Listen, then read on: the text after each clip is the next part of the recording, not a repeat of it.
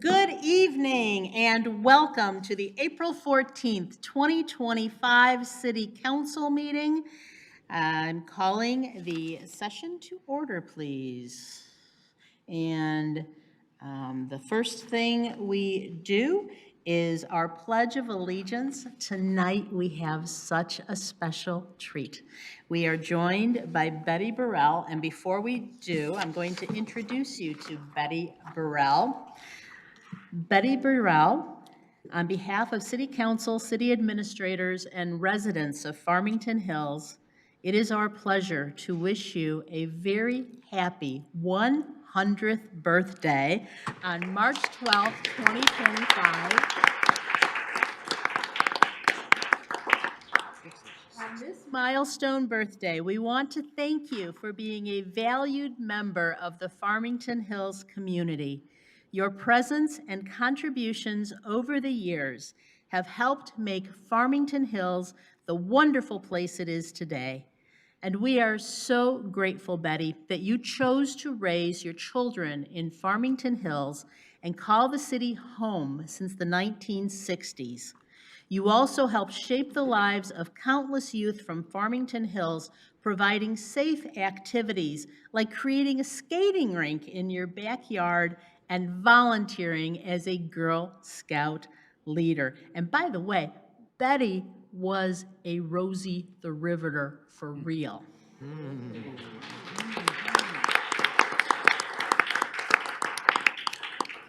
Continuing your love for bowling by bowling in 2 leagues each week and being a member of the Women Bowlings Association, USBC, all with an amazing average of 121. Yep. I met her one of her league evenings and league afternoons and watched her bowl a 130. Amazing. Our city thrives because of residents like you, Betty, who share kindness and dedication with everyone around them. Your role in shaping the character of Farmington Hills is so deeply appreciated. We hope that your special day and this year ahead brings you joy, laughter, and time spent with family and friends. May the year ahead be filled with health, happiness, and wonderful memories. Once again, happy birthday, and thank you for being such a cherished part of our Farmington Hills community. So if you would please join us in the pledge, and then I know council wants to do a photo with you. So come on up, please.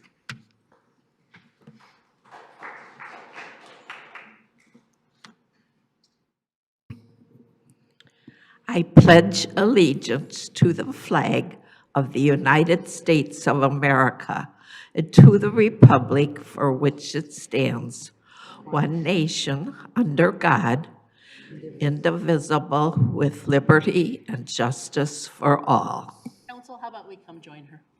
I have to tell you, last Tuesday I bowled a 200.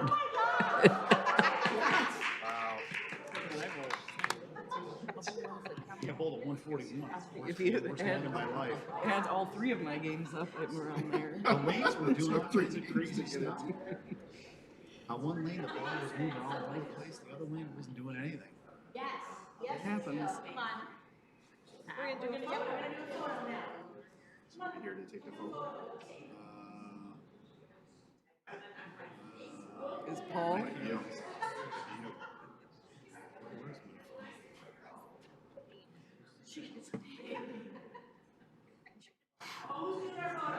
We're sending down Gary.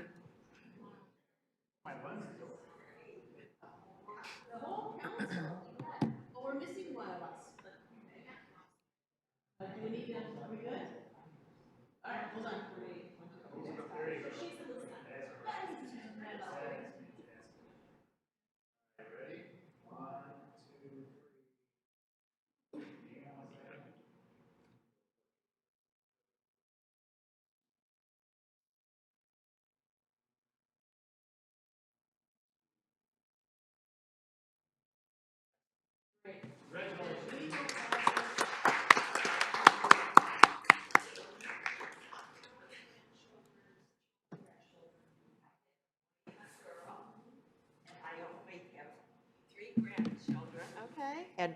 at my age, only 2 great-grandchildren. We're slow. Just stay for the meeting. Oh, you're welcome to. I've never been to one. All righty, we will be on our best behavior. Oh, my gosh, that was lovely. Okay, roll call, please. Council members Aldred. Here. Bolaware. Here. Bruce. Here. Dwyer. Here. Noel. Here. And Mayor Rich. Here. Thank you. Okay, item 1, approval of regular session meeting agenda, and I think we're looking at removing item 6. Mr. Mayor Pro Tem, did you have a motion? Yes, Mayor, I'd like to make a motion to remove from the agenda under new business item 6, which is consideration of approval of request from AEA Junior Holdings LLC for a new Class C quota liquor license to be used at 28970 Orchard Lake Road. And otherwise approve the rest of the agenda? Support. I'm asking, and otherwise approve the rest of the agenda? Okay, and I heard the support. Okay, thank you. So this is a regular vote. All those in favor, please indicate by saying aye. Aye. Any opposed, same sign. All right, next, item 2, proclamation recognizing National Library Week, and it will be read by Ms. Bolaware. All right. Okay, thank you. I'm really honored to read this proclamation tonight. I love our libraries, and more so, I love what's inside them. But here's the proclamation in recognition of National Library Week, April 2025. Whereas libraries spark creativity, fuel imagination, and inspire lifelong learning, offering a space where individuals of all ages can explore new ideas and be drawn to new possibilities. And whereas libraries serve as vibrant community hubs, connecting people with knowledge, technology, and resources, while fostering civic engagement, critical thinking, and lifelong learning. And whereas libraries provide free and equitable access to books, digital tools, and programming, ensuring that all individuals, regardless of background, have the support they need to learn, connect, and thrive. And whereas libraries partner with schools, businesses, and organizations, connecting the dots to maximize resources, increase efficiency, and expand access to essential services, strengthening the entire community. And whereas libraries employ job seekers, entrepreneurs, and lifelong learners by providing access to resources, training, and opportunities that support career growth and economic success. And whereas libraries further nurture young minds through story times, STEAM programs, and literacy initiatives, fostering a lifelong love of learning.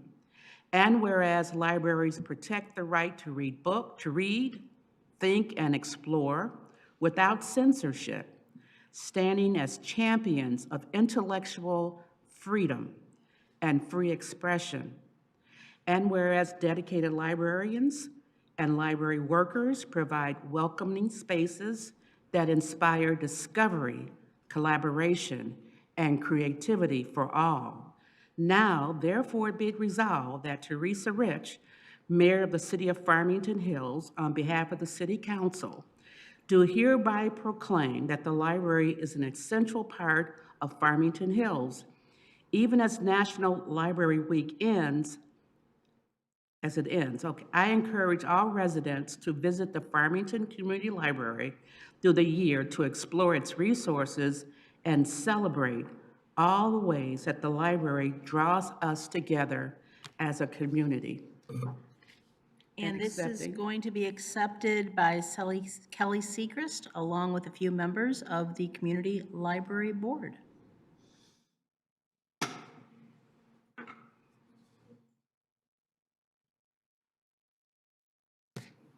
And then Kelly, after the remarks, what we'll do is have your folks come to a picture with us behind you.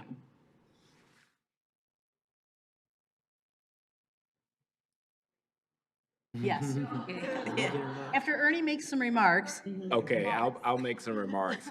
I do want to thank Mayor Rich and the council for your strong support of the Farmington Community Library. As the proclamation referenced, we did celebrate National Library Week last week, which is an opportunity for people to really explore and maybe revisit their library. I've been seeing residents throughout the community who are saying things like, I haven't been to the library in 25 years. But last week they took the time to engage, so we really do appreciate you guys providing us with this recognition. I do want to make the public aware of just a few engagement opportunities coming up on the library's calendar. Tuesday, April 22nd, we will be at the Earth Day at Heritage Park celebration that the city is sponsoring, 4 to 7 p.m. On Thursday, April 24th, at the 12 Mile location, we will have our LOC Credit Union Kids Financial Education Fair from 4:30 to 6:30. On Friday, April 25th, from 7 p.m. to 9 p.m. at the 12 Mile location, we will be closed for an adults-only event. Now, the adults-only event is our odds and ends auction, so you may be able to come there. I think there might be some wine or something there, but people can kind of bid on things that have been donated from the community, works of art that can serve someone new, and that will support the Friends of the Library. We have our movie talk series, Sunday, April 27th, from 1:30 to 4:30 p.m. Movie talks, where we show a screening and have a film discussion during that time. It's one of our most popular programs. Only 36 seats remaining. Go to the website if you want to sign up for that.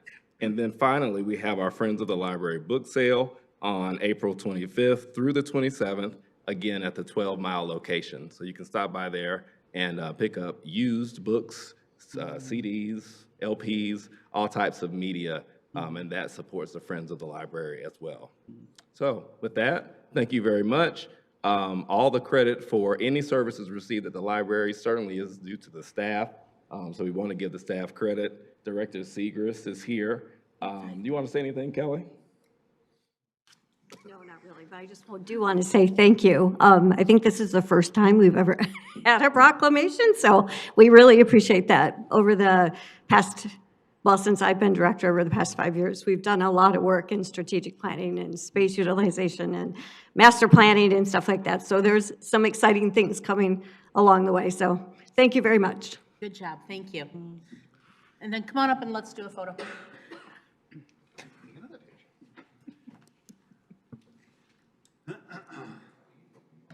Yeah, we're gonna stay up here, y'all stay down there. You're not 100 yet.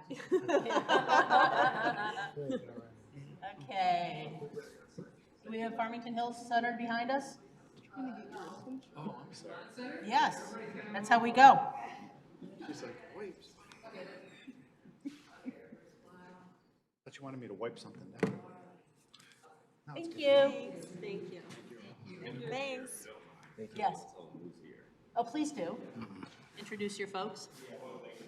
Knows the trustees that we have with us. We have a board of 8 trustees, 4 appointed by Farmington Hills, 4 appointed by Farmington. So with us, we have Kathy Brown, our treasurer. Kathy, throw your hand up. We have Sharon Snodgrass, another of our trustees. And we have Dr. Stephen Sneed, who is our newest trustee, and he is an appointee of Farmington, but we let him come anyway. So thank you all.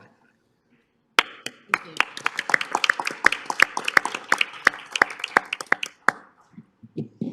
All righty, at this time, we're looking for any announcements, presentations from city boards, commissions, and public officials. Not seeing anybody here tonight. So that then takes us to correspondence. Anyone have correspondence they would like to share? I know a lot of us have received emails about deer. They tend to come to all 7 of us. I do want to share that council has received an invitation from the Jane Society of Greater Detroit to go to an event on Sunday marking Mahavir Janam Kalyanak and goes from 9:30 until about 2, lunch inclusive. So anybody want details on that, please let me know, and I will pass them along. That then takes us to the consent agenda. All items listed under the consent agenda are considered routine, administrative, or non-controversial by the City Council and will be enacted by one motion. There will be no separate discussion of these items unless a council member or citizen so requests, in which event the items may be removed from the consent agenda for consideration. They will be read by the Mayor Pro Tem, Mr. Dwyer. Thank you, Madam Mayor. Number 7, recommended acceptance of Beautification Commission 2024 Annual Report, CMR 42553. Number 8, recommended approval award of the Gateway Landscaping Project at Orchard Lake Road and the I-696 interchange to Reliable Landscaping, Inc. in the amount of $1,065,920.75 and a contingency of $110,000 for unforeseen changes in the city direction, CMR 42554. Number 9, recommended approval award of contract for the Elmhurst Road Reconstruction Project to Florence Cement in the amount of $707,504.55, CMR 42555. Number 10, recommended approval award of contract from the Grand Mercy Court Road Reconstruction Project to Great Lakes Contracting Solution, LLC, in the amount of $690,731.87, CMR 42556. Number 11, recommended approval award of contract for the Halsted Road Reconstruction Project to Mark Anthony Contracting, Inc. in the amount of $4,255,957.62, CMR 42557. Number 12, recommended approval of the award of bid for the concrete replacement, catch basin rehabilitation, and sump pump connection program to Olson Cement Work, Inc. in the approximate amount of $782,962.50 for a one-year term with optional renewal, CMR 42558. Number 13, recommended approval of a quick claim deed to FLO Partner LLC, transferring ownership of the right-of-way, CMR 42559. Number 14, recommended approval of a request for employment under Section 10.01A of the City Charter for a concession attendance, CMR 42560. Number 15, recommended approval of a request for employment under Section 10.01A of the City Charter for a youth center site supervisor, CMR 42561. Number 16, recommend approval of a request for employment under Section 10.01A of the City Charter for an ice arena attendant, CMR 42562.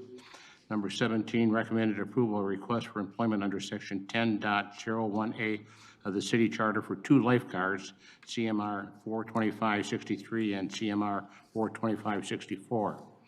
Number 18, recommended approval of a request for employment under Section 10.01A of the City Charter for a camp instructor, CMR 42565. Number 19, recommended approval of a request for employment under Section 10.01A of the City Charter for a guest service coordinator, CMR 42566. Number 20, recommend approval of a request for employment under Section 10.01A of the City Charter for a building attendant / Saboni driver, CMR 42567. Number 21, recommend approval of a purchase of a 1E35 R2 Series Bobcat compact excavator for Farmington Hills Park and Golf maintenance from Doson's Bobcat North America in the amount of $58,530.64, CMR 42568. Number 22, recommend approval of City Council study session meetings of March 24th, 2025. And the last is number 23, recommend approval of City Council regular session meetings of March 24th, 2025.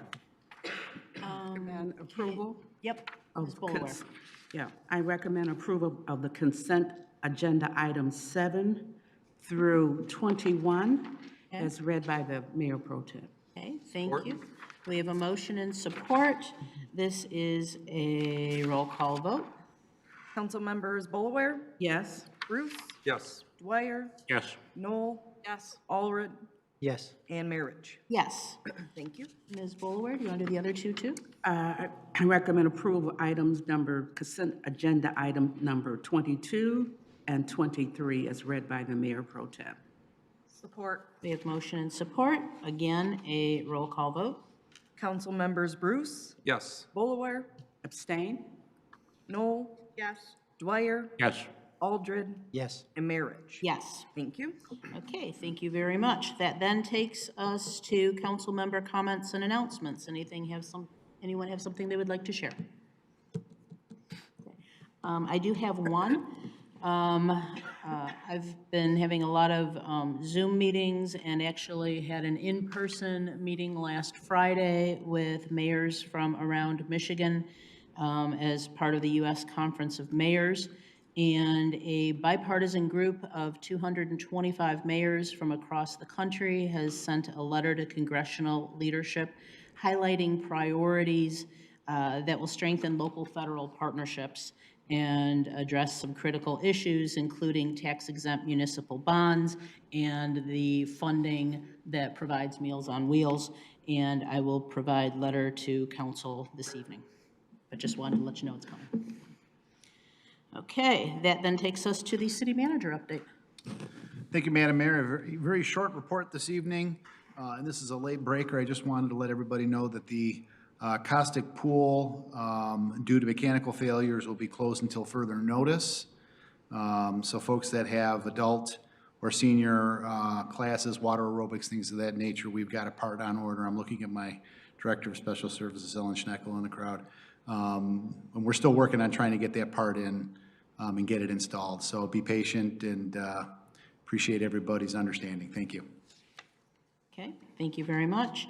This then takes us to item 3, a public hearing and consideration of the Community Development Block Grant, CBDG 2526, projected use of funds. Good evening.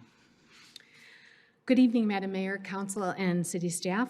I am Tracy Emanuel, the Community Development and Special Projects Coordinator. I'm here this evening to present the proposed use of Community Development Block Grant funds for the program year 2025-26. This presentation is a part of the required public process for our annual action plan. Federal regulations require a public meeting for the consideration of approval of the CDBG projected use of funds for the annual plan. As a part of the required public process, we published and posted a 30-day notice in the Oakland Press, on the city website, and our social media accounts to advertise for this meeting and comment period. We're here tonight to conduct the public hearing, the portion as required by HUD. The annual action plan designates the proposed activities and funding amounts to be undertaken during the upcoming program year. Regulations require that CDBG funds must benefit low and moderate income persons as defined by HUD. These income limits do change annually. The eligible areas where funds may be expended are also determined and provided by HUD. They're also highlighted on the CDBG low moderate income eligible areas map that was in your packet. HUD has not yet informed us of our actual funding allocation, and we do hope to receive that notification by May the 15th. However, we still have to meet the requirements that include citizen participation on our statement of objectives and projected use of funds, among other things, in order to submit an annual plan once the allocations are actually announced. To comply, we typically anticipate receiving the same allocation that we did the previous year. In this case, that's $365,398. We also estimate receiving approximately $50,000 in program income, which is derived from the repayment of home repair loans. Combined, the grant amount and the program income give us a total anticipated budget of $415,398. Reflecting the objectives and support requested, the proposed budget outlined below will fund the following key activities. We have 3. The first is housing rehabilitation. The proposed budget for housing is $312,898. This includes home repairs for approximately 17 existing single-family homes, staff salaries and fringes, and rehabilitation administrative costs. Next, we have public services, budgeted at $42,500, which is in line with the 15% cap on public service expenditures that is set by HUD. Multiple nonprofit organizations classified as public service providers have submitted funding requests. Those include South Oakland Shelter, doing business as the Lighthouse, Haven, CARES, and Common Ground. The third activity is program administration. We've budgeted this at $60,000, which is within the 20% administrative cap that is set by HUD. It covers staff salaries and fringes, legal notices, printing and auditing services, office supplies, and we also provide support to the Fair Housing Center of Metro Detroit in this activity. That basically is a total of $415,398, and it concludes the summary of the proposed budget and my remarks. So if you have any questions, I'd be happy to answer them. Okay, thank you. And so this is a public hearing. If there is anyone from the public who would like to speak, I am opening the public hearing, and then we'll have council comments. Public hearing is open. Seeing no one raise up, the public hearing is closed. Council. Anyone? Okay. Then I would look for a motion to accept. Madam Mayor, I can make Please. a motion. I move to approve the Community Development Block Grant Program Year 2025 to 26 budget to include $312,898 for housing rehabilitation, $442,500 for public services activities, and $60,000 for program administration. Any change in funding amount will be reflected in an adjustment to the housing rehabilitation activity, and to authorize the city manager to prepare and submit an application for community development block grant funds to the U.S. Department of Housing and Urban Development within 60 days of the date allocations that are announced, but no later than August the 16th, 2025. Okay, thank you. We have a motion. Is there support? Support. Okay, we have a motion and support. This is a regular vote. All those in favor, please indicate by saying aye. Aye. Any opposed? Same sign. Okay, carries. Thank you. And thank you very much. And this is a reminder that when we get to public comment, we're asking people to please submit a blue card to the clerk. Right now, I only have 3, but we will continue on in the agenda. And the blue card would be, even if you would like to speak to something on the agenda, please so indicate.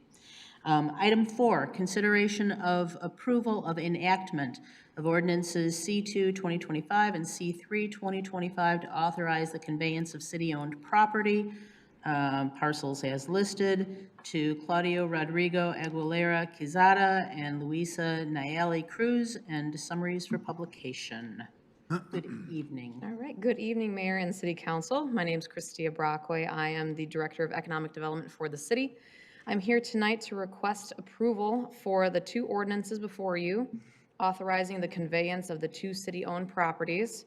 The first reading for this ordinance took place on the March 24th council meeting. These properties are looking to be sold to Mr. Quezada and Mrs. Cruz. Each lot is to be sold for an amount of $5,000, and a deposit for each lot has been received, and documents for the sale has been drafted by our city attorney's office. So with your approval tonight, the next steps will be for the residents to close on the city property and combine the lots with their home parcels. I'm here if you have any questions. Okay, thank you. Council, questions? Okay, this is continuation from last meeting. Looking for a motion, please. Dr. Bruce.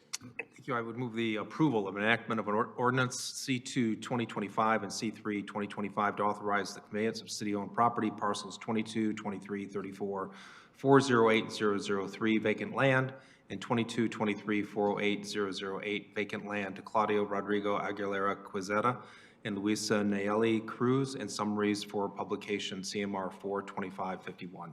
Okay, we have a motion. Do we have support? Support. We have motion and support. This is a roll call vote. Madam Mayor? Sir.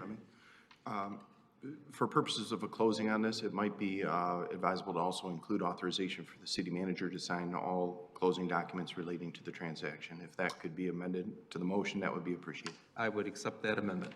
Thank you. Support? Support. Okay. Okay. This is still a roll call vote. Yes. Council members Bruce, Yes. Dwyer, Yes. Noel, Yes. Aldred, Yes. Olaware, Yes. and Mayor Rich. Yes. Thank you. Thank you. This then takes us to new business. Item 5, transmittal and acceptance of the 2025-26 through 2030-2031 capital improvements plan. Good evening. Good evening. Charmaine Kettler-Schmaltz, Director of Planning and Community Development. We're here this evening for the formal transmittal of the capital improvements plan as is required by the city charter. It is prepared and reviewed through the Planning Commission. They did their formal approval of the document at their March 20th, 2025 hearing. The document has been prepared in anticipation of budget preparations so that that is transmitted ahead of time in order to have the information available for council prior to that activity. So if you have any questions on it, I'm here to try to answer. I know we have many projects that are headed up by many other departments. Okay, thank you. Any questions? Yes. The comment, again, is thank you for the capital improvements plan. It obviously is, as you mentioned, they're quite wide-ranging in terms of all the different departments that it covers, in terms of what is like the 5-year plan, in terms of what's proposed, in terms of capital investment. A lot of that is related to development with regards public works and roads, et cetera, which is obviously a very large expenditure for the city. And so it's right that we have that kind of view of how these things are going to get staged and planned, and so that we can then, with some intelligence, look at the budget process in terms of how that's being spent. So that's very useful. I just want to make an additional comment because it also covers Parks and Recreation, and just a comment that I've made previously, but just to reiterate that, I will be looking to see how we can improve that funding for playground structures and for the children of the city. So there's improved facilities for our play structures and improved accessibility as well. But that's just why I just want to make a point that I think that's currently the values that are in this are not sufficient for what I think is needed for this city. So I wanted to just raise that I think that's part of when we come to budget, when we come to look to future planning, to see how we can look to see what that funding would take in order to achieve, I think, what we need in terms of our facilities for our families in our parks. I think that what you're sharing is a general dissatisfaction amongst many of us in terms of what we are setting aside for parks and recreation, and particularly in relation to accessibility. And so, as budget time comes, Mr. City Manager, we will be having further conversation. Thank you, Madam Mayor. So thank you for highlighting that. Yes, Mr. Dwyer? Good evening. My comment is the capital improvement plan it's 56 pages long. Yes. And I know that when you went, and you indicated to me that you went before the Planning Commission, and you thoroughly went through the transmittal as far as the capital improvement plan. Tonight, I believe that we probably will not have the same opportunity to review the plan as the Planning Commission made.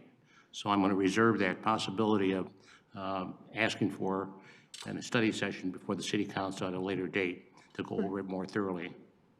Any projects that you would like to go over through the study session, we'd be happy to schedule that through the manager's office. Oh, thank you. Okay. Absolutely. Okay, thank you. All right, then I would be looking for a motion, please. Madam Mayor? Please. I can make a motion to accept the 2025, 2026 through 2030, 2031 capital improvements plan. Really? Okay. Thank you. We have motion and support. This is a regular vote. All those in favor, please indicate by saying aye. Aye. Aye. Any opposed, same sign. Okay, this then takes us to public comment. Last item before the attorney report.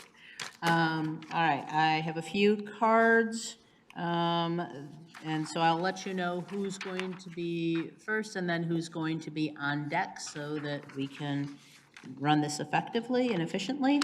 The first is Ernie Naus regarding a proposed change to an ordinance. Are you here? Okay. Followed by Karen Pepper, who will be followed by Robert Tarakis.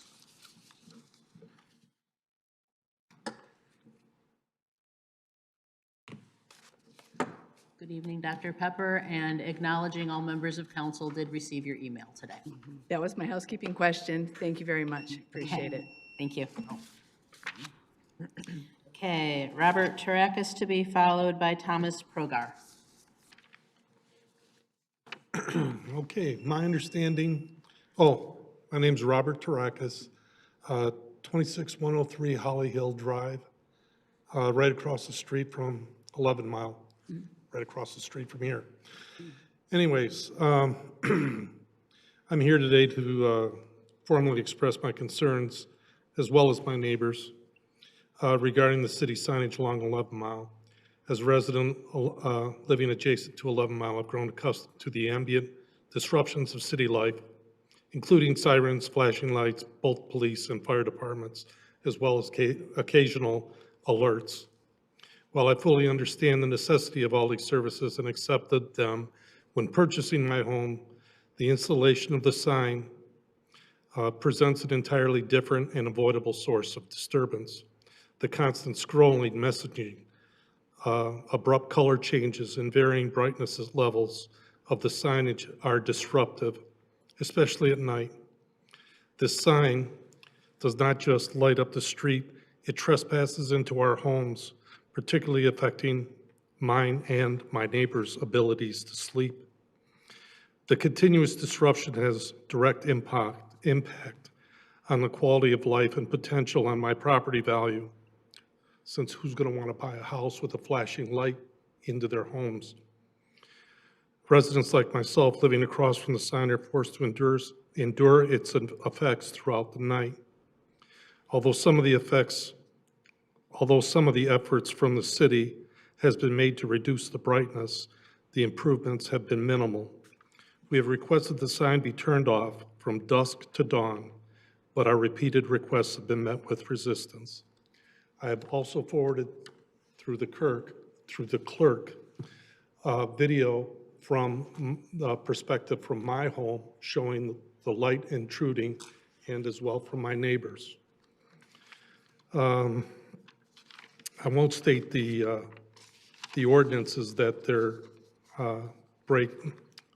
violating, but I believe that in the submission of the videos, I also submitted the ordinances that they were violating.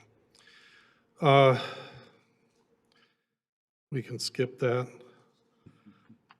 My last point I would like to make is the traffic along 11 Mile, being that it ends at Farmington Road, significantly diminishes during the nighttime hours, making the signage less relevant. There's no compelling reason for it to remain illuminated throughout the night. Once again, we request the signage be shut off during the nighttime sleeping hours, dusk to dawn. Please reconsider this reasonable and neighborly request. Thank you. Thank you, Mr. Tarakis. Yikes. Mr. Mekshin, would you like to address this, please? Sure. Thank you. So first of all, Mr. Tarakis, thanks for coming in this evening, and I am terribly sorry that the sign is disrupting you and your neighbors. We never meant it to be that way. I think Charmaine Kettler-Schmaltz, who's behind you, is a director that sits over top of zoning, and I agree with you. And so, you know, when I saw this, we'll take a look. We will do everything we can to accommodate your desires. Dusk to dawn might be a little bit of an overstretch, but I certainly don't, I agree with you. 11 Mile is kind of Deadsville after, you know, 9 o'clock, 10 o'clock at night. So we will absolutely revisit that and see if we can at least turn down the brightness and maybe turn it off altogether. Altogether would be ideal because I've got windows that face directly at the sign. So I've got blue light coming in, red light, white light, and it's very disruptive. And when you're anticipating every 10 seconds for that thing to scroll to the next one, it's unnerving. Understood. Yeah. Thank you for Thanks for your patience patience. and time. Thank you. Thank you. Okay, last two are on deer management. Thomas Progar to be followed by Kimberly Corona. Good evening. Hello, good evening, City Council. While shooting the deer temporarily reduces the number and population, while shooting the deer temporarily reduces the number, populations quickly bounce back because The remaining deer compensate with higher birth and survival rates as long as there is food. And this, Brian Farmer said this. After 17 years of calling, the city of Stevens Point, Wisconsin determined the deer population was roughly the same as it was before the start. If the call proceeds, there is a good chance that it will be done for a number of years with little success and a lot of expense, only to be discontinued, just like Stevens Point, Rochester Hills, Ann Arbor, and other cities. Even though I am opposed to killing the deer, I feel the preferred method, if it does move forward, would be to have trained sharpshooters, as public safety would be a top priority. Sharpshooters would be expensive year in and year out, with little guarantee that this will solve the problem of the individuals who are having deer conflicts at home, which I know there are. Also, a better solution for the increase in deer accidents could be addressing distracted drivers in the city. Distracted driving violations are on the rise as violations increased by 10% from 22 to 23 and by 24% among Gen Z during that same period. Distracted driving is a significant factor in traffic accidents. Increased road signage in high deer accident areas could be a cheap and more effective solution to the problem of deer accidents. In addition, a feeding ban, possibly we could have more promotion and enforcement of the feeding ban. I know there hasn't been any citations issued since the ban took effect in 2017. Maybe flyers or education or better communication from the city could actually have an impact.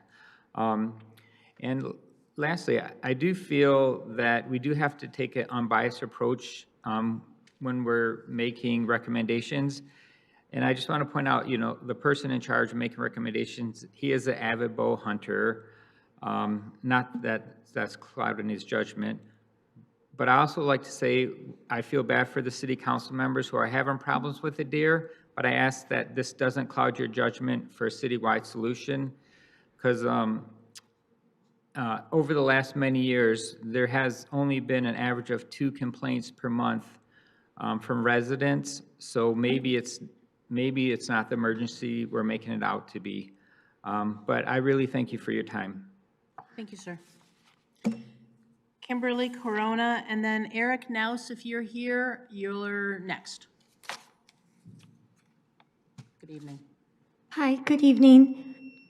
Thank you to the mayor and the city council for your public service. I sincerely appreciate the work you do on behalf of residents of Farmington Hills.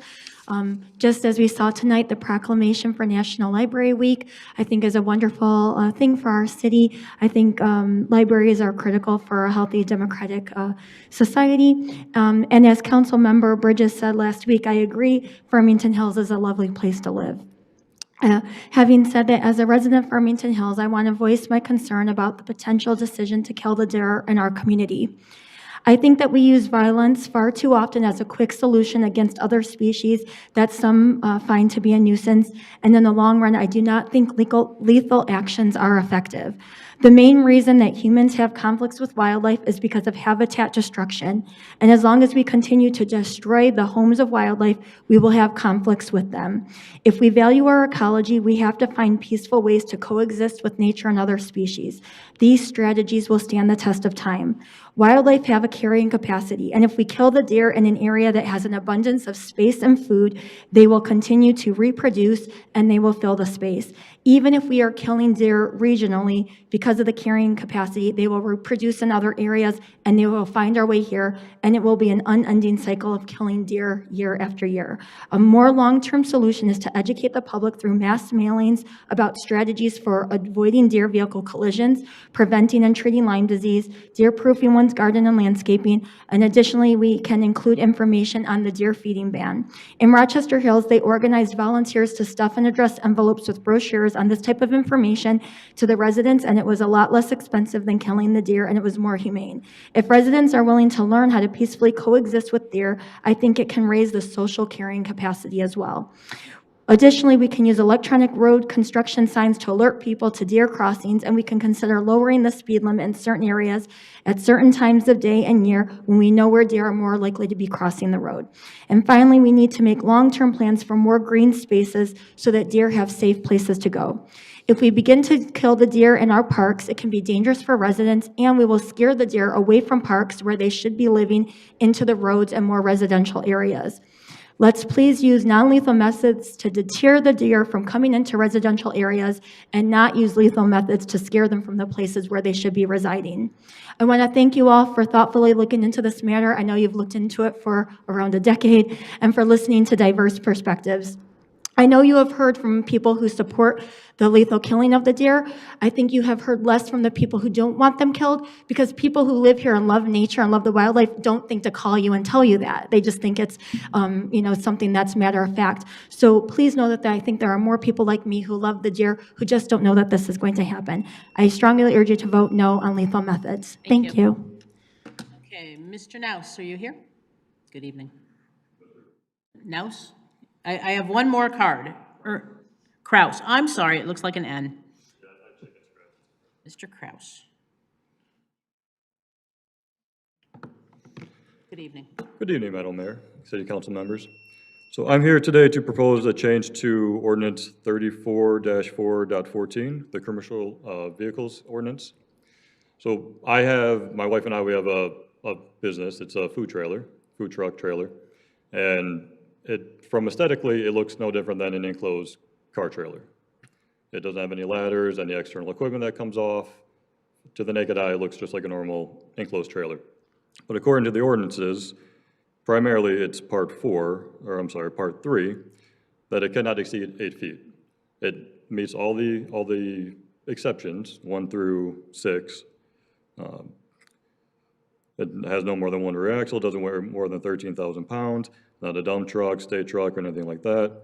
It is used as the primary means of transportation for that business, although it does have to be pulled by a truck. Like I said, the only thing it doesn't meet is the height. It's 10.5 feet tall, I think. So I'm proposing a change to that ordinance to allow for those types of vehicles to be on resident property. Thank you.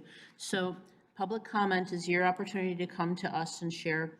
But Mr. City Manager, if we could maybe get an understanding of what happens in other cities around us. You know, the promulgation of food trucks is a lot more maybe than when we last looked at this ordinance. Sure. So we can at least take a peek. Be happy to look at it. Thank you for coming. Thank you. Okay, I want to acknowledge, we already talked about Dr. Pepper's email.